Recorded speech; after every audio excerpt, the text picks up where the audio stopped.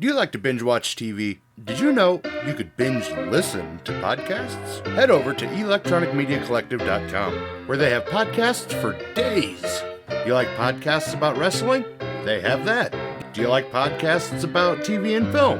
They have that. Do you like podcasts about horror? EMC has that too. Do you like comedy? Do you like books? Guess what? They've got you covered. Head over to electronicmediacollective.com. Pick your favorite podcast today. I'm Dick Warlock, Michael Myers from Halloween 2.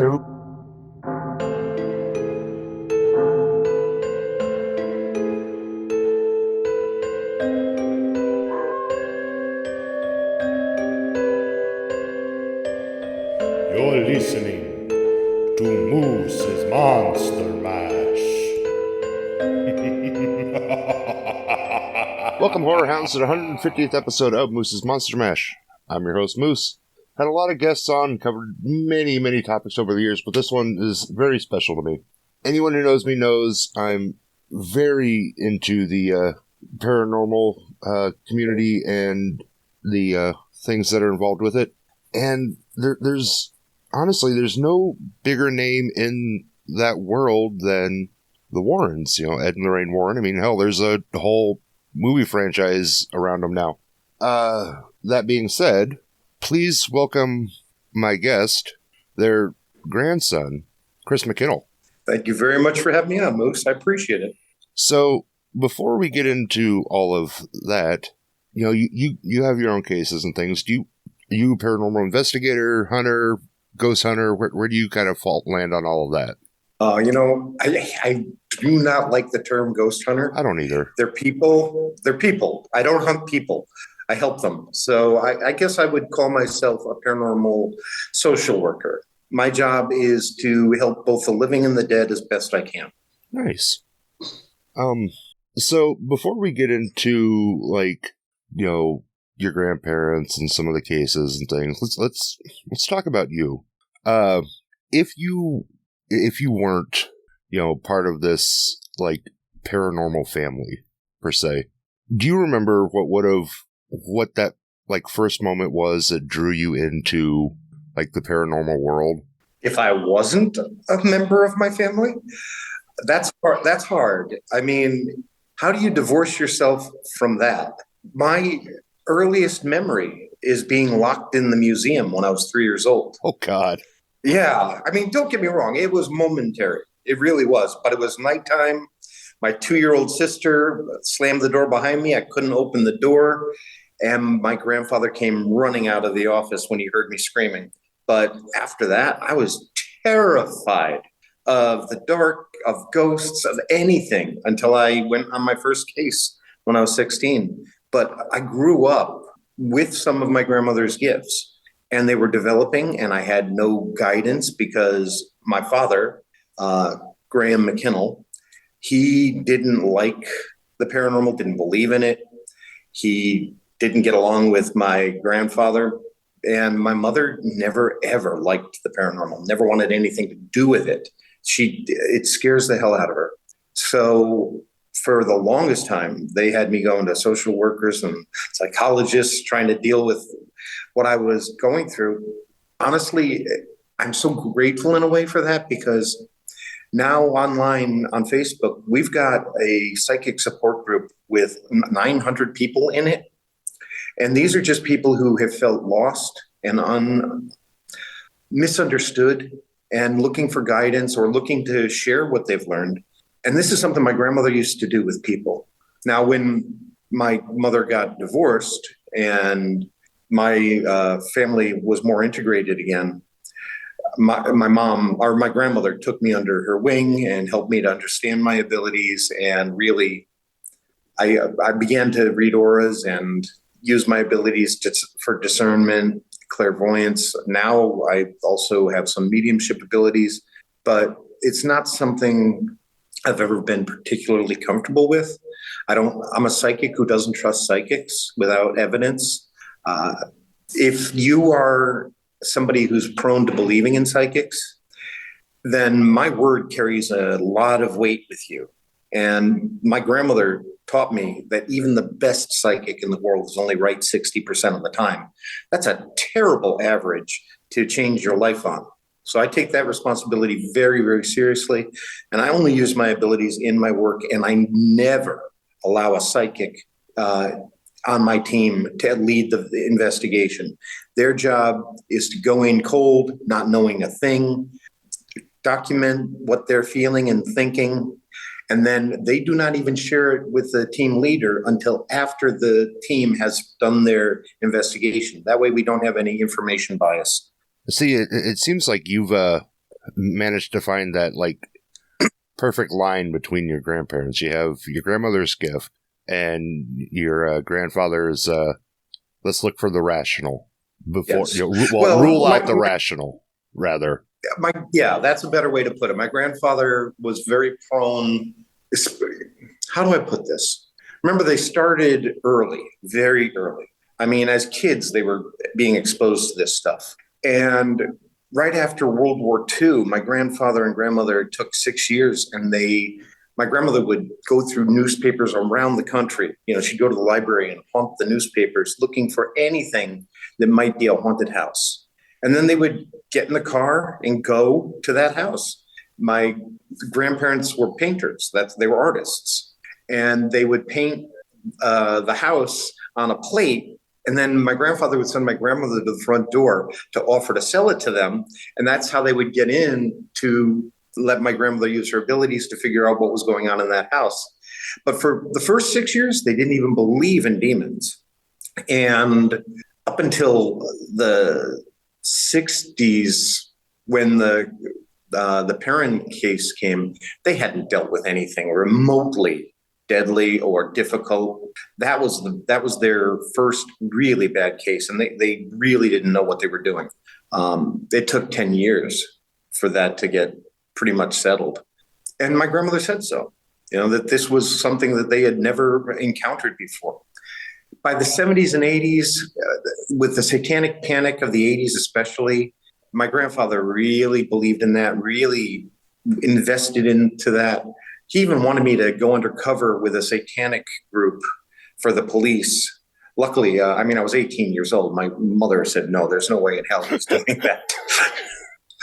But people, when they see these, well, first, when they see the movies, they should understand that they're only watching a movie. They're watching a movie. So I definitely want to touch on that more later. But yeah, there's the story, which in and of itself is fascinating. And then there's the Hollywood version, which is the moneymaker.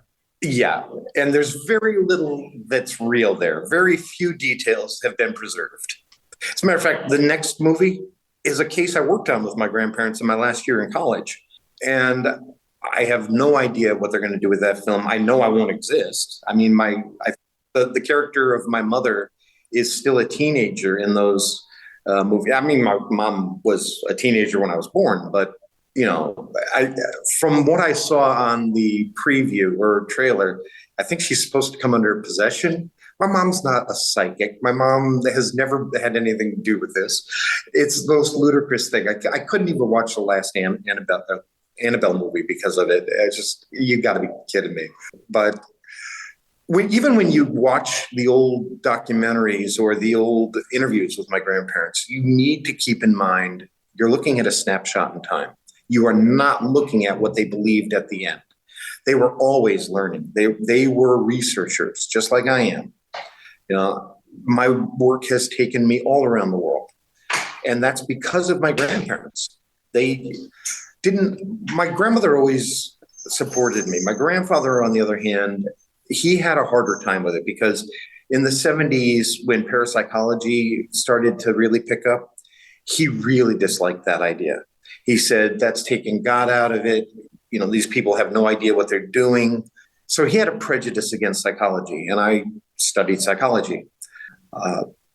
It took a long time. It wasn't until the late 80s, even around 1990, that he was more open to the idea of bringing in psychologists to help our clients. It took time. It really did. So he definitely did seem to have lean more towards the religious side of this world, and that's fine. I mean, it's especially in the case. Myopic. It is, and I mean, especially in the case where, like, you are going after demons and ghosts and possessions by the nature of the beast. The flip side of that coin usually is the religious aspect, and it's just, they kind of go hand in hand traditionally. So I could see where somebody in like the early days in that school of thought, it's like, okay, it's very, it's very black and white. To have, demons, you have to have religion, that they have to go together. Yes. I get that, but my work has taken me everywhere. And what I have found is that these things manifest according to your cultural and spiritual belief system. We shape the phenomena, whether it's because it's so ambiguous that we have to give it a face ourselves, or we are literally manifesting a thought form into a human created spirit that can take on a life of its own, similar to a poltergeist, exactly like a poltergeist can be. Not necessarily, but can be. I have found that all religions work. God doesn't care what your religion is. He cares about your faith. He cares about putting that faith into action with compassion and empathy for others. If you're trying to connect with God and you're using a ritual to do so, and you truly believe in it, it can have a powerful effect. So religion can be a wonderful way of dealing with the paranormal, but it's a terrible way of understanding the paranormal. You need to have a much broader view of what you're looking at. I'm actually working on a book right now that takes into account cultural anthropology, quantum physics, consciousness study, psychology, and a lot more cutting edge, brand new theories that have come out to try to help us understand better what we're dealing with. I've always said for a couple of decades now that once we have the unified field theory in physics, we will begin to unlock the understanding of the phenomena that I've seen. I am a person I'm an exorcist who doesn't believe in demons. All right. I as weird as that sounds, there are manifestations that can be deadly, that can kill. I've had 2 men die. My grandfather had a heart attack during the exorcism of Maurice Theriault. While I was protecting the bishop, my grandfather was off to the side having a heart attack. So I know how deadly this is. I've been attacked many times, but they have limited intelligence and they are reactive. They are not active. So that tells me a lot about the nature of what we're dealing with. I think fear is the real enemy. My grandfather taught me that. He helped me with that tremendously. They had nobody to teach them. They were the pioneers. They loved a man named Harry Price from England who had stopped investigating in the 50s, long before they really had any, no one knew who they were. They couldn't have reached out to him anyway. But other than that, they didn't really have anybody. I had them, you couldn't ask for better teachers. So they helped me. They've been forward. Referred to as like the grandparents of modern ghost hunting. I don't know that my grandmother agrees with that now that she is a ghost. She says she visits often and, fairly often. I don't want to overstate it, but she's there and she's saved my life and she's reached out to other people repeatedly. Matter of fact, 2 weeks ago, I had a lady get a hold of me. She was a friend of my grandmother's and she had the last recorded work of my grandfather. She had held on to it for 25 years. I have it now. She sent it to me. And my grandmother appeared to her. She was in bed. Her husband was in bed with her. Her 40-something-year-old son was upstairs. They were going out to an art fair the next morning, so he was spending the night. And she wasn't asleep or anything. She was reading. And all of a sudden, she heard "thank you" from a woman's voice, and she felt a hug come around her. And her husband woke up and said, "Why'd you say thank you?" And her son had to go to the bathroom that night, and he was in his shorts. And he looked down the stairs at his parents' room, and there was this older woman with black hair holding a big fat chicken, her hair in a bun, looking in at his grandparents, turned, looked at the man, smiled, and disappeared. My grandmother loved her chickens, so I'm not at all surprised she still carries one around with her. Huh. If you don't mind me asking, what's on the recording? It's pretty powerful. I say you don't have to. No, I don't mind telling you at all. No, it's really powerful. My grandfather recorded instructions and prayers for helping you feel peace in your home, to feel that you're cleansing your home spiritually. And it's something I plan on sharing with everybody. It's very important to me. As I said, I'm writing that book. I'm thinking about using the recording as a way of thanking people for buying the book. This way, my message of empowerment and helping people overcome fear gets out into the public. We're helping people that way. I feel like I'm in collaboration with my grandparents. The three of us have made this come together, and I just feel really good about it. Well, the timing definitely seems to be kismet. Yes. It seems about the right time for you to have it. How far along on the book are you? I have about 180 pages written, full of stories. And I've also got another 50 pages of research. Now I just have to put it all together. Yeah, I have an outline, but I have that. I'm putting it together. Hopefully I'll have this all out, probably self-published in the next 6 months. Nice. Definitely something I'm looking forward to. It's a paradigm shift. It really is. It's a change in mindset on how we look at the paranormal. Yes, there's an entire appendix where we talk about different protection methods and ways of dealing with the paranormal. What I have found is every single religion, every single spiritual path in the world sets spiritual boundaries. Just like we set personal boundaries in our daily life, we have to do the same with the spirit world. Otherwise, they will do whatever they want.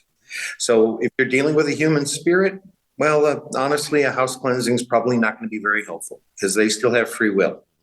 But if you're clear and speak out loud what you will and will not allow, and do it with respect, just like you're talking to another living human being. But if you let them know, 99 times out of 100, that's all it's going to take. You know, the problem is, unfortunately, there are those rare individuals in the world who are real jackasses, and death isn't going to change that. You know, so they're the ones where you need to call me. And for anybody who's wondering, all of my services, all of the services of the Warren Legacy Foundation, which is made up of amazing individuals from all over the world, we're all doing this for free and completely anonymously. We will never reveal your information to the public. It's one thing I learned from my grandparents. They always advertised their biggest cases. They had to.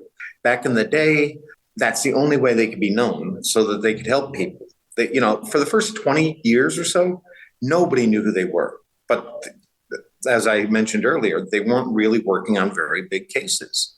It wasn't until about 73 when the case in Bridgeport took place, the Lindley Street case, that they really started getting major publicity, and they realized we can use this to reach the people who need us. And that was their plan. You know, people have vilified them for that, but honestly, this was pre-internet. What else were they going to do to reach out to people and help them? Yeah, so it was all print media or, news. Yeah, that was it. And then eventually, the 80s had the talk show craze, and they used that as well. Mm-hmm.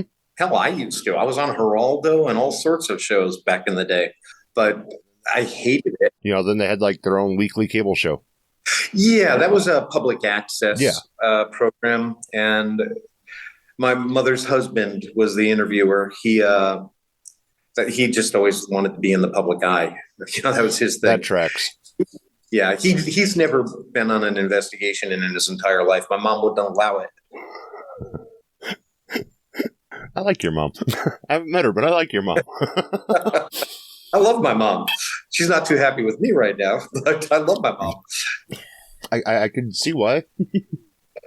Yeah, for anybody who doesn't know, Annabelle's on tour, and I've been very vocal about my opposition to that, and she feels that that's an attack on my family. I think I'm trying to protect the public. Yeah, no, and you might as well get into it while we're here.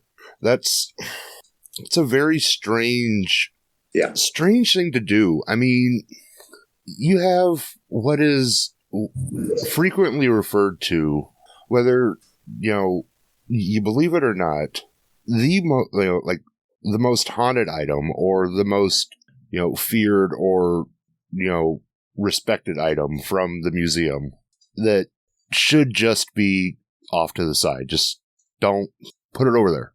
Let's take it on tour. Now, admittedly, there's a part of me that's like, cool, I'd like to see that. The realistic part of me is like, I want nothing to do with that, because of what it is and, what it has the potential for. But when I heard it was on tour, it baffled me that, that someone would take this doll that in interviews, your grandmother said was the only thing, like, she would never, like, and I'm paraphrasing here, mind you, she would never, like, look it in the eyes. Never, like, direct eyeline this thing. The only thing in the museum she wouldn't directly look at, that's what we're going to take on tour. And my grandfather made a world famous sign that everybody knows now: positively do not open. Yeah. Yeah. Tony has made a massive miscalculation here. I've never really thought he believed in the paranormal, but now for people who do believe in the paranormal, he's showing his either callous disregard for the public safety, or he's showing that he really doesn't believe or understand what he's dealing with. I mean, for God's sake, he's on tape having somebody use oven mitts to pick the doll up after dousing them in holy water, as though holy oven mitts are going to do anything. Yeah, I know, it's ridiculous. But for people who don't believe, it just looks like the most callous money grab ever. And I don't think he's going to come out of this looking very good. Don't get me wrong, he's going to be rich. They're booking everywhere they can and making tons of money, but I'm appalled because I know these things have energy. It's not a god, it's not a demon, it's none of these things that we think they are, but there is energy there that's destructive. And if you interact with it, you can get an attachment. My grandfather never allowed anybody to touch anything in the museum, nothing at all. Because if you're that one person that is open to that particular item, that's the problem. It's basically like completing the circuit, essentially. Yes, exactly. That's a great way to put it. And you're right, Annabelle is the most feared. I don't think it's necessarily the most powerful. That depends on the individual involved.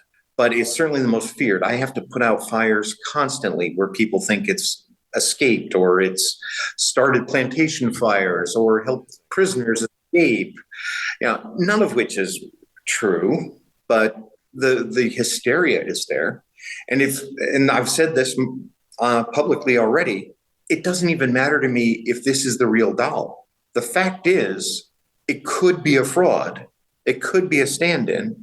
But if you're somebody who's psychologically vulnerable and believes that this thing can have an influence on you, it could still influence you to cause harm to yourself or others. It's the placebo effect, essentially. Exactly that. And that's what concerns me the most. I love my family, but I have to do what I think is right. And it's something that I know they don't understand. But my integrity is more important, and the public safety is more important. Well, I mean, it boils down to greater good. I mean, yes, exactly. It goes back to what I said. There's a part of me that, yes, would love to see, if it were coming through, I would love to stop, see the doll, hear the story, all that stuff. But realistically, I'm not going anywhere near that thing outside of like a controlled environment. They it don't doesn't have a make controlled sense. environment. Yeah. That's the other problem. They're pushing people right up against the glass, actually telling people to touch the glass. Yeah, it's so bonkers.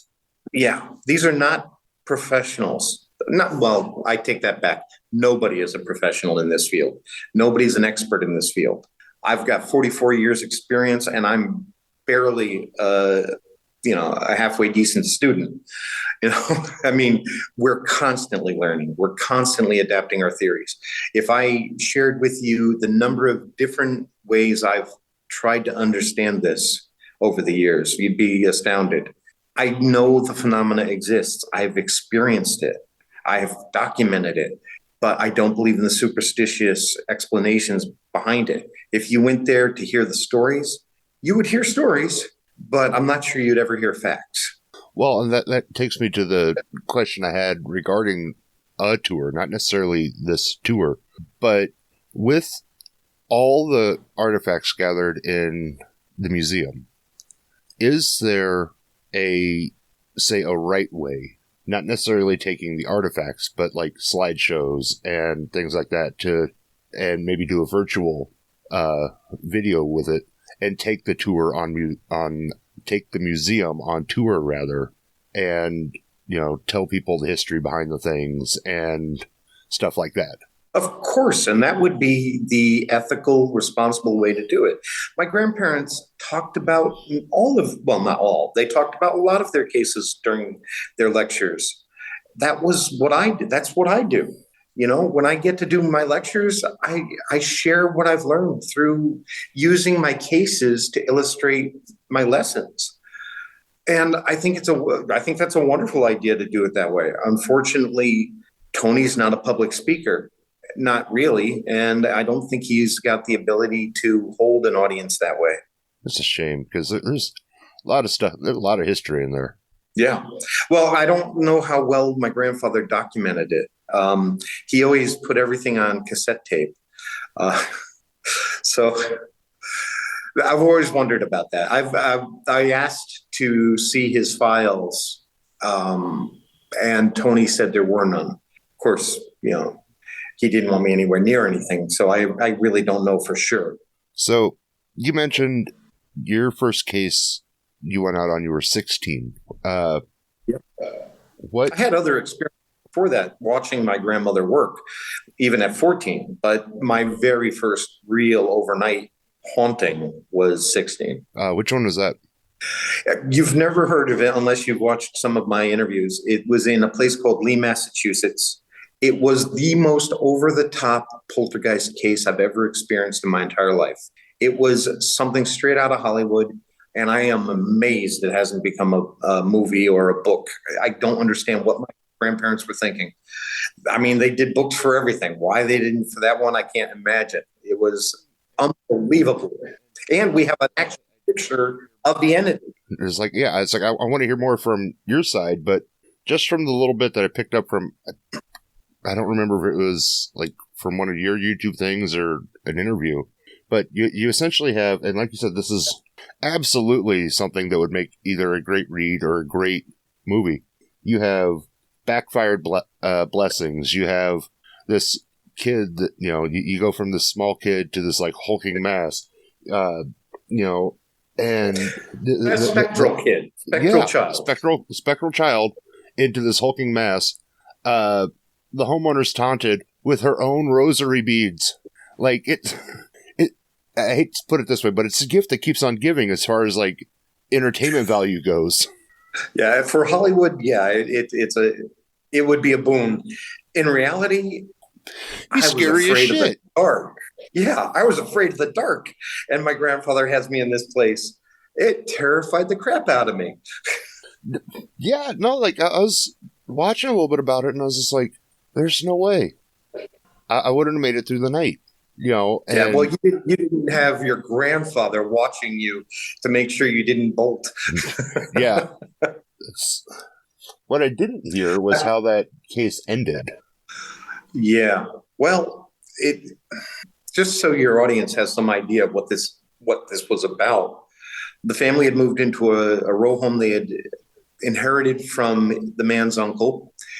And the first night they were in there, there was this little boy dressed all in white who appeared in the bedroom door and said, "Where do all the lonely people go?"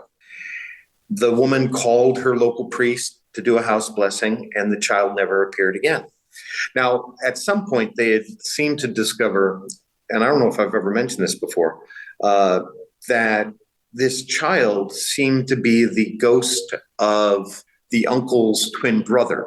They had been children. They had been horsing around in a horse-drawn carriage, and the boy had fallen out under the wheels and been killed.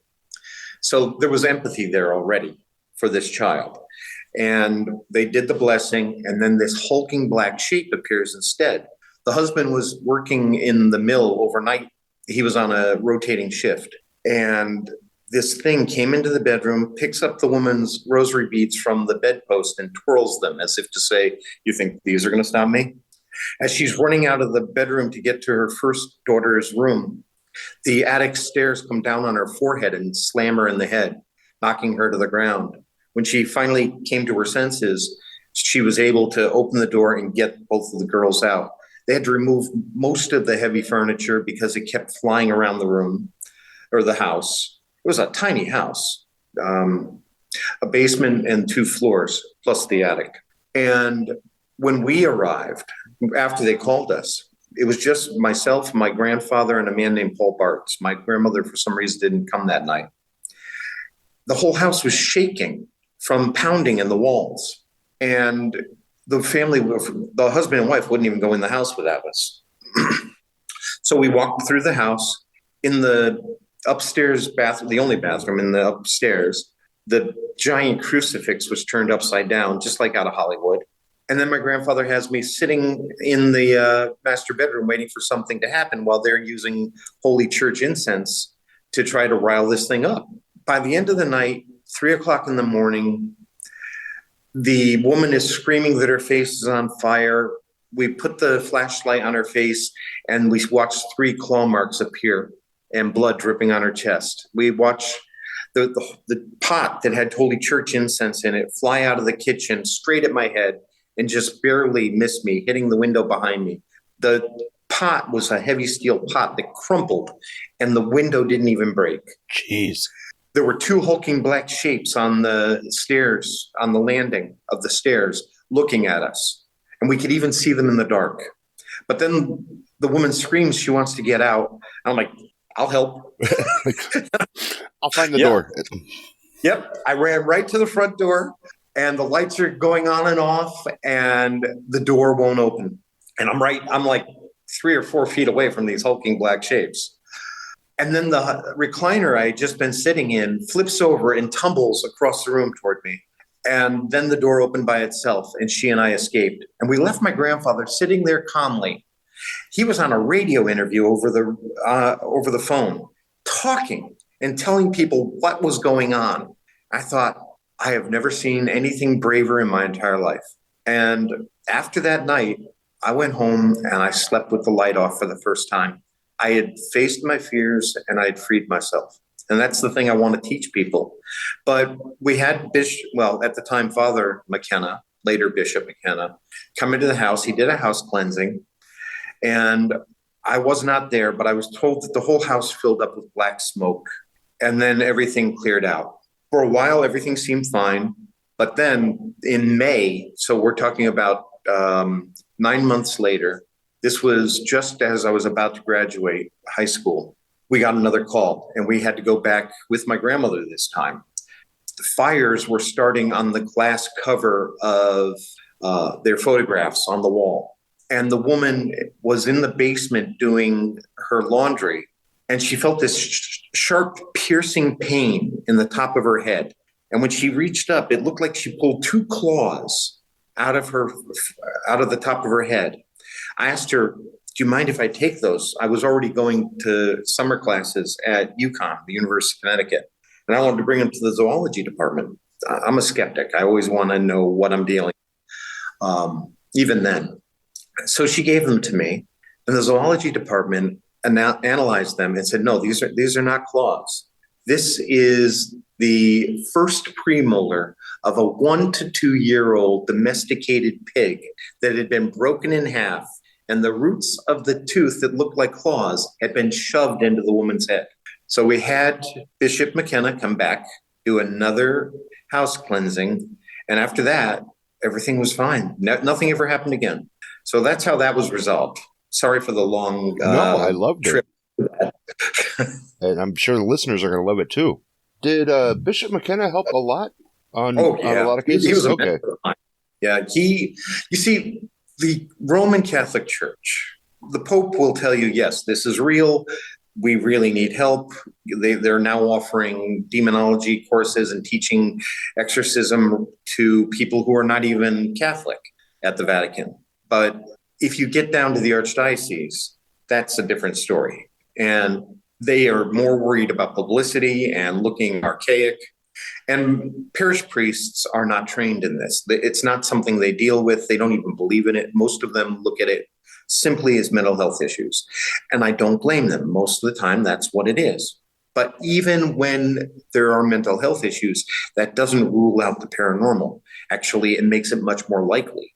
And that's one of the things I've learned over time is if you have negative manifestations happening in your house, there is also something else probably going on that we need to look at, whether it's domestic issues or trauma or mental health issues or past abuse, whatever it is, drug abuse. We have to look at that and deal with that as well. Otherwise, yes, we can close the door, but it doesn't mean it's going to stay closed. You're going to open it again. But it was easier to use Bishop McKenna because he was an independent Catholic priest. He had broken away from the Vatican after the proclamation of Vatican II back in the 60s. He was an old Latin Mass priest. I mean, I went to his church a few times. It was interesting. And I love the man. He was one of the two holiest men I've ever met in my life. The other one was the Dalai Lama. So, these are people that shine with actual golden auras. But he didn't make you go through the same hoops that the Catholic Church did. That's also one of the reasons my grandparents used publicity. It was a way of shaming the church into moving forward. Well, and that kind of latches both of these together because Bishop McKenna's name came up again in the Smurl case. And this is one of those instances where, we're at this point, we're in the 80s, we're right in, the Satanic Panic, and the church is kind of distancing themselves from everything to not, like you said, it's an optics thing. And here you have a family that has been dealing with something for over a decade, trying to, this is like 13 years, I think is what they said. I don't remember. I honestly, all I remember about it is the end. I didn't really think it had lasted that long. I'm surprised. And, it went to the church for help, and they're like, no, we're not doing that. Yeah. And it's hard to even get a house blessing nowadays. Yeah. And that's one of the things that, so I was watching one of the old episodes of the public access show where your grandparents were talking about it. And Seekers of the Supernatural. Yeah, that's what it was called. Thank you. And, they were talking about how, the first two blessings didn't work. And it's just like, it's crazy. I mean, how powerful does something have to be where you can go in and, bless the place twice? And it's like, no, I'm still here. One of the things I've learned is if the family doesn't believe it's going to work, it's not going to work. They have to be invested in it as well. This is not a battle where you go in with a magic wand and wave it and it's over. This is a battle where you're walking side by side with the family. They're with you or you're not going to succeed. My grandparents probably only succeeded 50% of the time because of things like that. My average is a little bit better, but the truth is it's really hard to get people to be willing to change their patterns of behavior that are making them open to this. More often than not, they do not want to go get the help they need to strengthen themselves so that the spiritual battle can be won. And your grandfather mentioned something else in that same episode that I thought was really interesting because, when you hear about hauntings and possessions and different things, they always talk about there's an odor. And yes. Not always, but yes. But frequently. And you wonder, like, okay, where does what's that smell? Just some outside looking in, it's like, okay, why is there a smell? And the explanation he gave in that same episode was, the odors are essentially from the beings spending the daytime in the graves of the dead. Oh. And it was like, it seemed weird, but it's an explanation. Yeah, which I will not agree with. My grandfather occasionally could be a showman. No, they used fear to try to protect people. Here's what I would tell you from a psychological standpoint. Smell connects you to your memory centers more quickly than any other sense you have. If you smell rotting flesh, if you smell sulfur, brimstone, what have you, that's going to connect you to your fear much more quickly than almost anything else. That's why it's effective. But on the flip side, in the Smurl house, I was in there in one of the two master bedrooms because it's a duplex, and the door slammed on me as I was praying to Padre Pio. Padre Pio had appeared in Amityville with my grandmother. He has appeared and helped me a few times. I've even been told by psychics that he likes to just come and check on me because he thinks I'm amusing. I don't really know how to take that. But, okay. I'm funny how. But it's like, okay. He had a good sense of humor. So I was praying to him. The door slams shut. And as I continue to pray, the whole room filled with the scent of roses, which was a sure sign that he was there. It goes back to not all smells are bad and not all spirits are benevolent. No. But on the other hand, and this is something I like to stress in every interview I do, the footsteps you hear in the dark outside of your bedroom are probably not the devil. It's probably the old man that used to live there or your grandmother to come to check on you. When you are in the midst of a haunting, do not jump to conclusions and start labeling things as evil.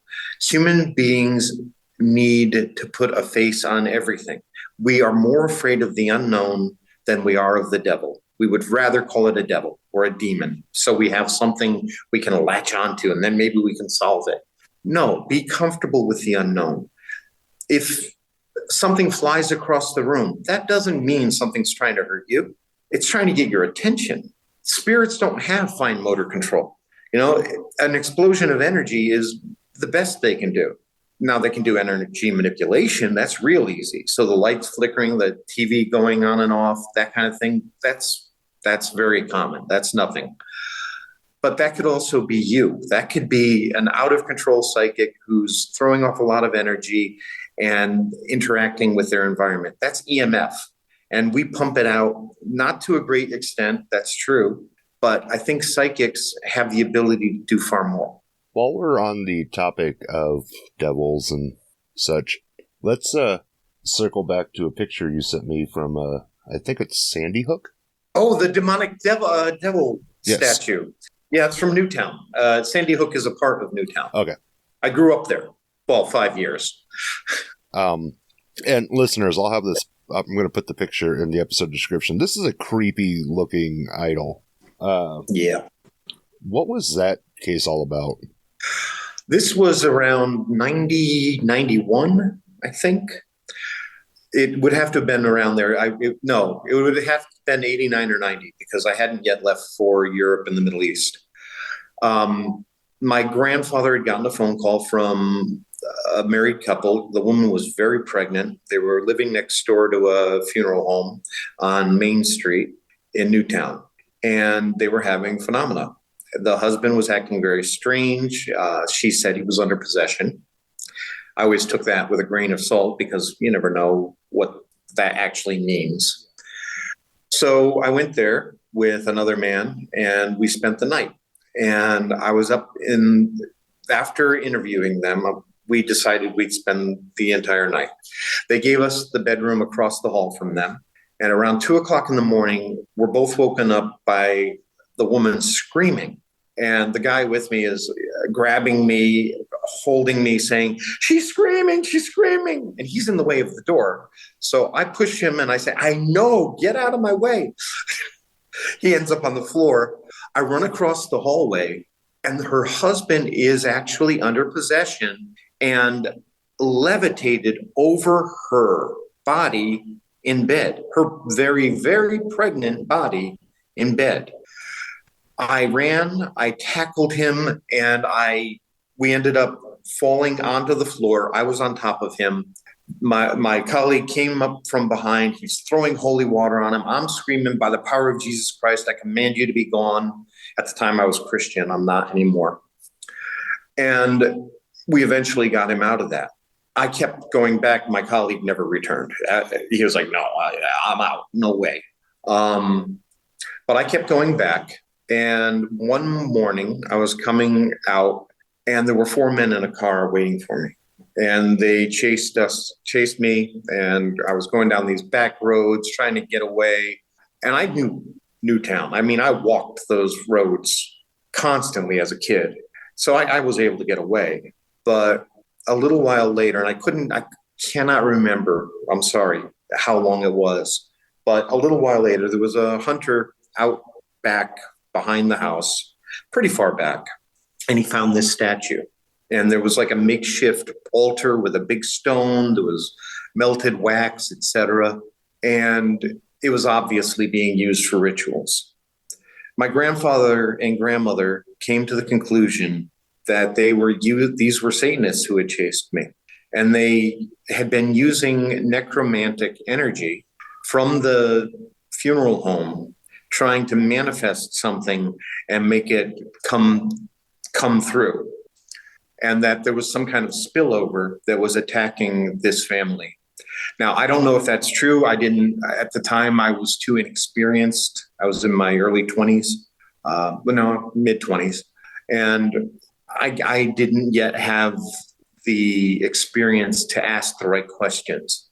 Now, having said that, I will say after my grandmother died, I got a phone call. I was living with my grandmother. I spent her last day with her, just the two of us.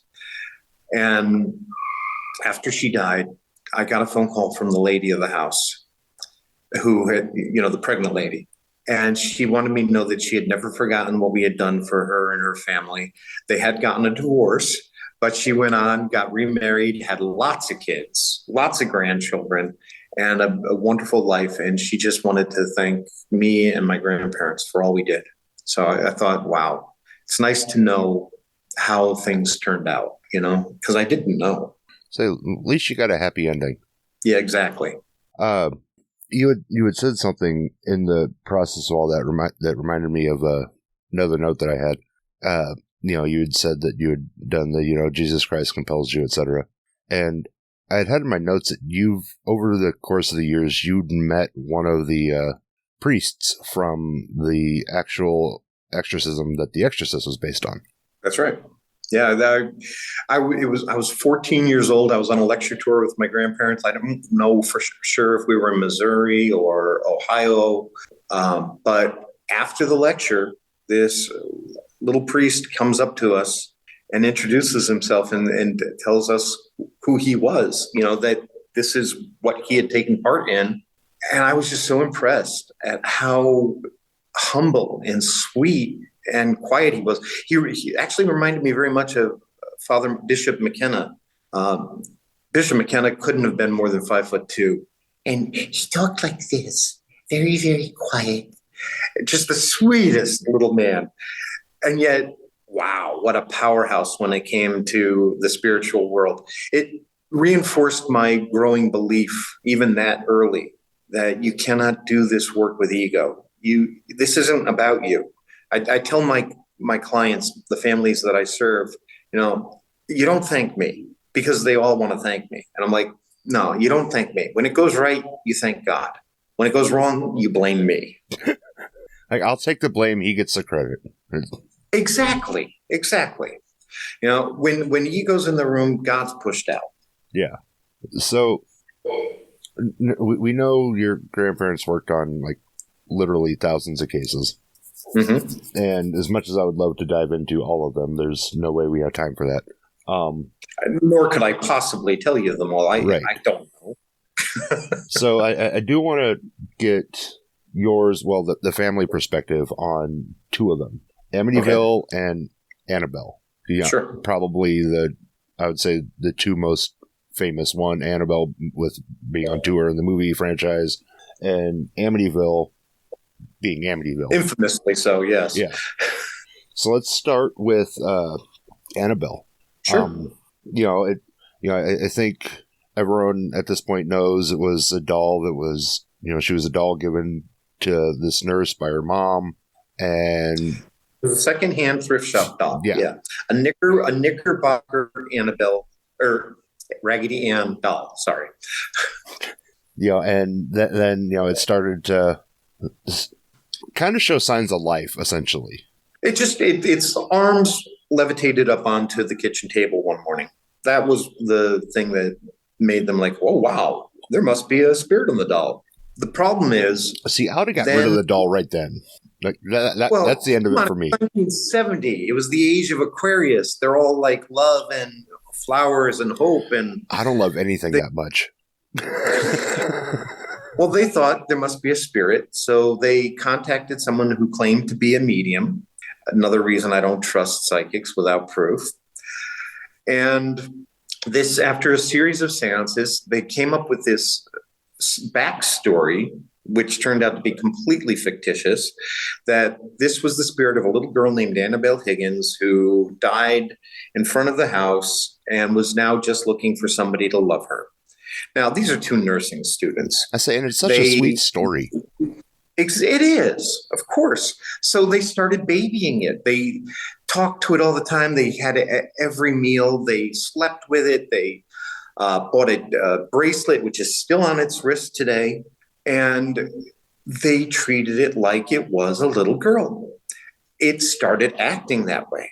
It would play hide and seek. I mean, you go to work and it would be somewhere else when you came home. It would start leaving messages. Yeah, it would leave messages written with crayon on old parchment paper. They didn't have crayons or parchment paper. That's impressive. And yeah, well, the messages started out innocent enough, want to play, miss me, but then they turned to something a little darker, help me. Usually, yeah. And now the explanation was, yes, these things impersonate children. They latch on to you and to feed off your energy, and then they turn evil. Well, I don't agree with that. I think this is a perfect example of a tulpa. It's a spirit created with our energy. It's another term for it would be an egregore, but an egregore is done with a group's energy and a tulpa is individual. Anyway, this started out as a tulpa. I think today it's an egregore. But this is something, it's a spirit created with our energy. And normally, if it's done intentionally, it's given a task to do and then it dissipates. But when it's done unintentionally, it can take a life on of its own. And that's where things get dangerous and get out of control. That's where I think we get things like some cryptids and demons and all of these other manifestations I've seen around the world. These are created by our energy. We have amazing power. And that's what I want to teach people. When we let go of our fear, what can we do with that same power? So now that this thing is acting like a child, the girls are getting creeped out and they feel like something's watching them all the time. So their energy is changing. They're no longer feeding it love. They're feeding it fear. They're changing the manifestation. And one afternoon, one of the boyfriends was sleeping, Debbie's boyfriend was sleeping on the couch, and he wakes up and he says, I just had a nightmare that Annabelle was on top of me, choking me to death. He gets up, he picks up the doll, throws it across the room and says, "You're just a stupid doll. You couldn't hurt anyone." The doll threw a tantrum as if it had been a child who had just been hurt. Rocketed the chair across the room, banging on the walls, and the man grabbed his chest. He had been clawed across the chest, blood seeping through his t-shirt. They immediately called, I think it was the Lutheran Church in Hartford, Connecticut. I have a video on my YouTube channel, The Warren Files, that has all of that information in more detail, but it's been years and my memory isn't the greatest, too many cases. And that priest happened to know my grandparents. So when they got there, my grandfather already had the notion that this could not be a child. There was no way it could be a child. God would not allow a child to inhabit a doll. Well, it turns out I've got a couple of cases where that has happened, where a child has attached itself to a doll to stay close to its family. Well, that goes back to the, this is a constant learning curve. Exactly. And something you say back in like the 70s might not necessarily be true in 2025. Right. And that's the thing I want to continually warn people about. These are snapshots in time, including my grandparents' books, some of which are fantastic. Their first book, Deliver Us from Evil, is my favorite. The Demonologist is a masterpiece. Satan's Harvest is wonderful, but not all of them are. Some are absolute garbage because my grandparents never wrote anything. These were all written by other authors, and some of them did a great job, some of them didn't. But even those that did a great job, it's a snapshot in time. We have evolved since then. You wouldn't go to a doctor who was practicing 1970s medicine. You want a doctor who understands today's way of doing things. Right. Like you're not going to go have a hole drilled in your head for a headache. Exactly. So as soon as my grandmother saw the doll, being the good Catholic that she always was, the energy she was feeling was so heavy. And this is what she taught me too. When you feel that, that's demonic. So that's what she assumed it was, a demon. I don't believe that anymore. I believe, yes, it was a very heavy energy, very, very dirty energy, if you want to call it that, but not necessarily demonic. The story also, and this is why I wanted to wait on the cases, because this also falls back more on the, what you were saying earlier about, essentially, you manifest what happens. Yes. And perception becomes reality. Right. Yeah. It's a different take on manifest destiny, but it's very much, you at this point, you kind of control your haunting experience, essentially. Yeah. Well, for people who want to have some psychological theories to look at, labeling theory and self-fulfilling prophecy are good ones to understand. We label everything because we're uncomfortable with not putting it into a neat little box. So we don't like, we don't like not understanding things. Yeah, we want everything to be black and white, and it's not. So there's a lot of gray that is still left unexplored.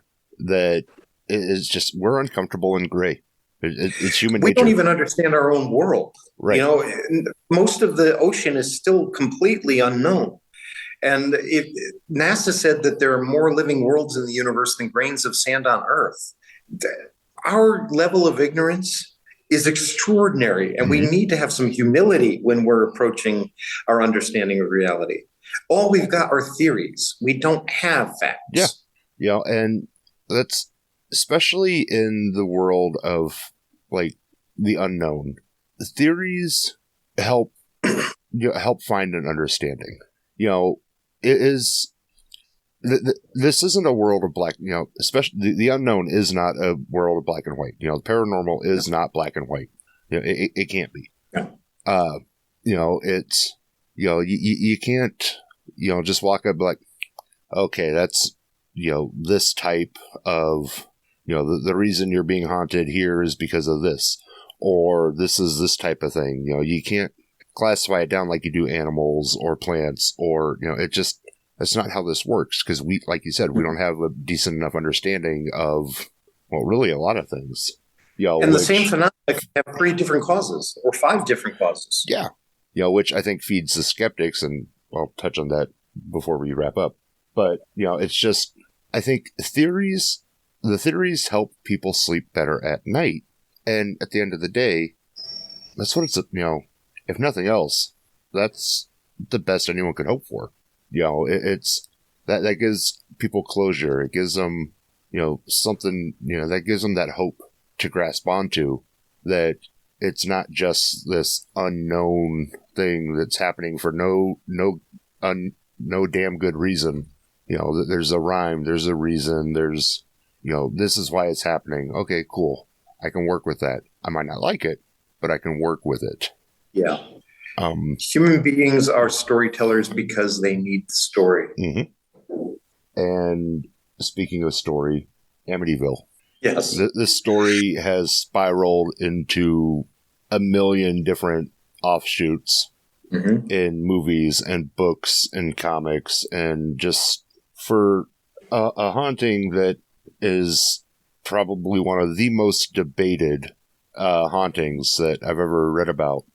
This thing has a life of its own. Like, Amityville is its own beast at this point. Mm-hmm. Yeah. And I would say arguably probably, if not the most famous case, the most infamous case that your grandparents worked on. Yep. Here you have a family that moved into a house that another family was murdered in, and the guy who did it said, voices told him to do it. None of the furniture is removed. The mattresses were changed out. That was it. Mm-hmm. Which, to me, is a red flag. Like, if you know if you knew people died in that house, everything goes. I don't care. You want a fully furnished house. Everything goes. Not just the mattresses. Okay. For the house and the land and everything, they got $50,000 for that purchase price was a steal. Now they know why. But, for a fully furnished home, what the Lutzes paid, they came in well under, a bargain there. Yeah. And then, it's just, it's weird because, I say weird because it goes back to the whole not knowing thing. The Lutzes started experiencing the, smells and different, I guess stereotypical haunting things at this point would be the best way to just kind of wrap it all up. And they bolted. Yeah. After what, 28, 29 days? Something like that. 28 days, yeah. And it's just, it's bizarre to think that, you have essentially two families now in this house that were driven mad by the same thing. Were they? I don't know. I mean, it could be that the murders had left from what we understand, Butch DeFeo was practicing Satanism. He was doing rituals in the basement in a small hidden room that my grandfather discovered. But he could have summoned something, or he could have manifested something that took him over. He murdered the children, and the Lutzes come in. They were not the most they were a bit of a dysfunctional family. They had their problems. George was this former Marine, Hell's Angel. He's the stepfather in the household. He's not getting along with the boys. I know because one of those boys contacted me while I was studying with the Kogi people in the jungles of Colombia and threatened to kill me because he thought I was responsible for making the Amityville movies. It's like, no, not it. No. I did not do the Amityville Island, Amityville Shark, Amityville, whatever else it is, at all. I've got nothing to do with Hollywood, but that had an impact on him. That case had a horrible impact on him. Here's the truth. They never received a penny for any of the movies, for the book, for anything. They never got anything. They didn't do this for money. As for my grandparents, they were in there once. They went in there because Channel 5 out of New York City got a hold of them and asked them to investigate, said, we think we have got a haunted house. We'd like you to check it out. The night before they went, that very night that they had been called, my grandfather was in his office down in the museum, And my grandmother was upstairs reading a book on Padre Pio, as a matter of fact. And it was like 3 o'clock in the morning. He liked to work late sometimes. And he heard what sounded like a whirlwind coming down the hallway toward him. Oh, I'm sorry, I'm skipping ahead. No. He heard the door to the passageway open, and then he heard 3 footsteps. And he thought it was my grandmother. So he calls out, Lorraine, I'm back here. And then there's nothing. And then the room that he was in got deathly cold. He could see his breath. The light starts flickering. And then he hears this whirlwind coming down the passageway. He grabs his holy water, his crucifix, and he goes out into the main part of the museum. I hate that term, museum. It's a prison. It's not a public venue. It never was.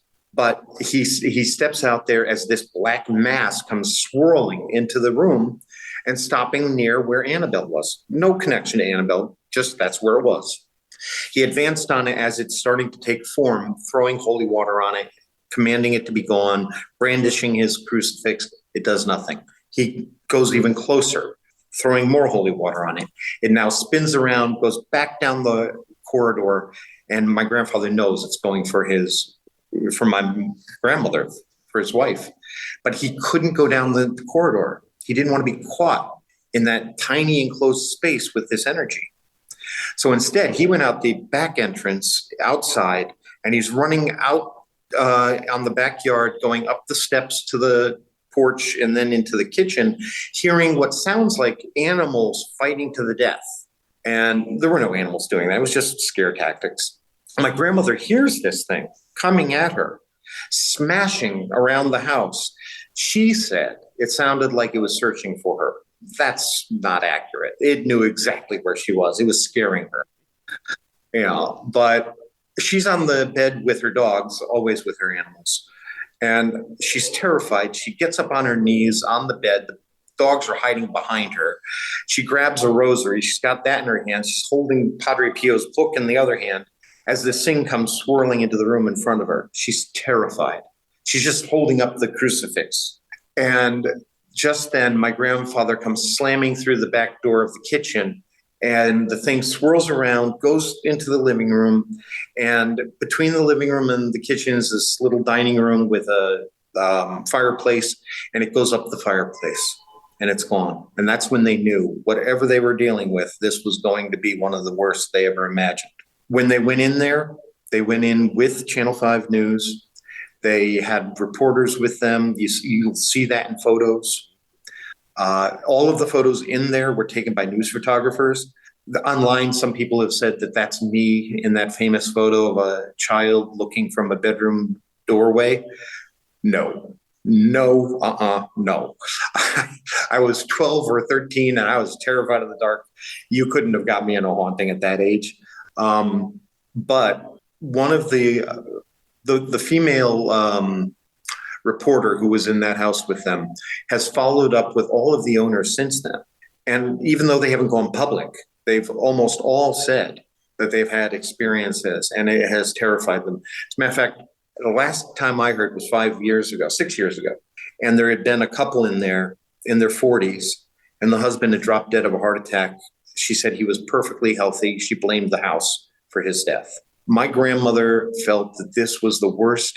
How she put it was, this is as close to hell as I ever want to get. And my grandfather, when he went to the basement, he was thrown to his knees as though it was like a heavy, wet blanket and shoved down into him, threw him right down.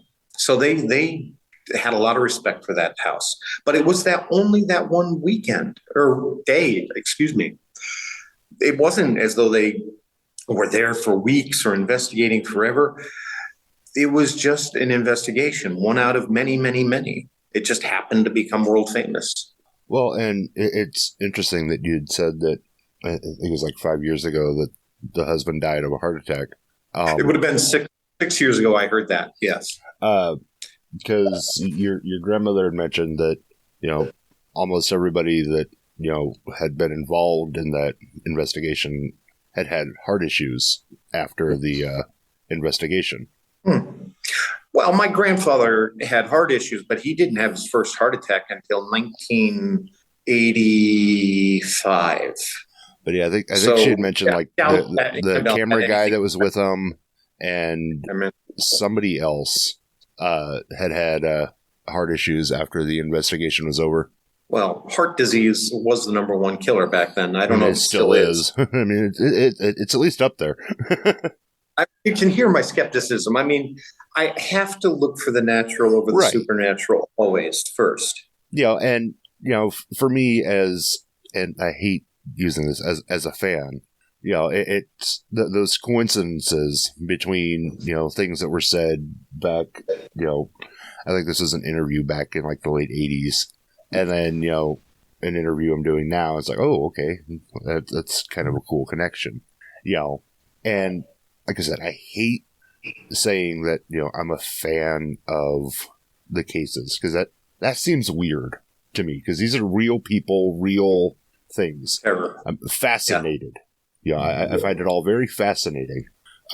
It's like you're fascinated. Some people are fascinated by true crime. Mhm. They're not fans of the crimes, but they are fascinated by them. Yeah. And, so as, some of these, like, as some of the things you're saying, like, just, ties in now with things from back then. It's like, oh, that's just a really cool coincidence. You just kind of chalk it up to, that feeds the narrative over time. And it's a really cool coincidence. Yeah. Before we, wrap this up, because I know you have a lot of stuff to do today. I sent you an article, and it made me wonder, and this is the only reason I'd sent it. I would imagine you see a lot of skeptics and debunkers and people trying to, disprove, essentially your family's name and legacy. How does one deal with that on, like, basically a daily basis? Because, like, since I started looking into this stuff again recently, that's pretty much what all my feeds are because, technology these days, it throws it all back up for you. Well, the truth is, I don't feed into the trolls. If somebody wants to accuse me of something or my grandparents of something without any proof whatsoever, they have no idea what they're talking about, I happily will block them. Now, if somebody is skeptical, I have no problem with them. Their skepticism is their armor. They are far less likely to have anything happen to them. I see this all the time on cases where the husband is the last person to be affected. First, it's the wife or the children. And eventually, after a lot of time, then it's the man of the house because he's the one who's culturally been taught to be skeptical and more rational and less sensitive. So your skepticism isn't my problem. I have no problem with that at all. I recommend it.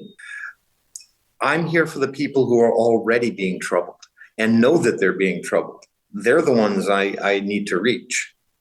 So it would be safe to equate it to essentially, the stronger the skeptic, the stronger the skeptic, it kind of works out like an immune system and a viral bug. If you have the weaker immune system, you're more susceptible to an attack. The stronger your skepticism is, it'll fight it off longer, and much like the immune system will. Okay, because you're not feeding into it, you're not helping it to manifest. I guess a strong septic would do that too, actually. So where can listeners get help if they need it, keep up to date with things you're doing, find out more about Warren Legacy Foundation? Well, you can go to warrenlegacyfoundation.com. You can reach out to us at the Warren Legacy Foundation Facebook page. You can find me on Facebook, Chris McKinnell. You can find me on Instagram, Warren Files. I'm on TikTok now.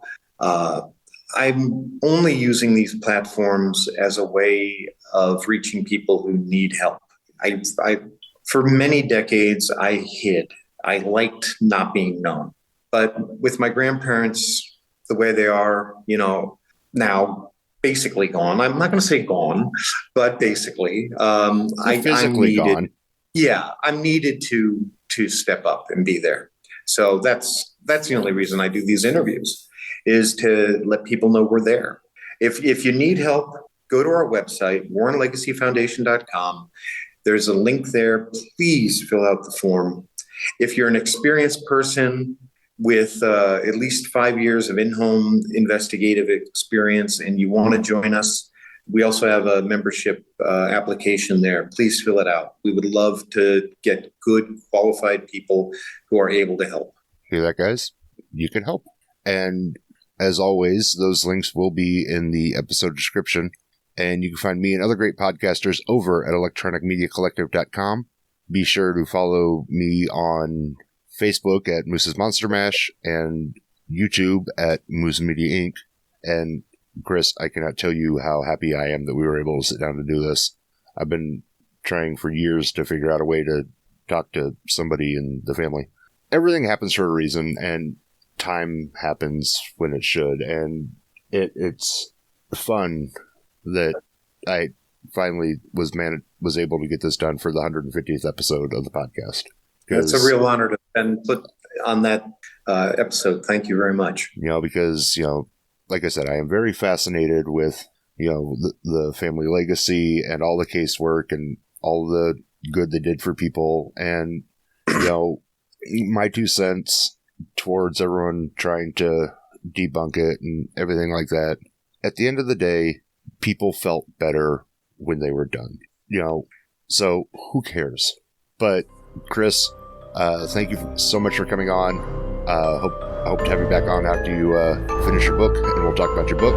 That'd be great. I'd be honored. Thank you. Until next time, Horror Hounds, mash on.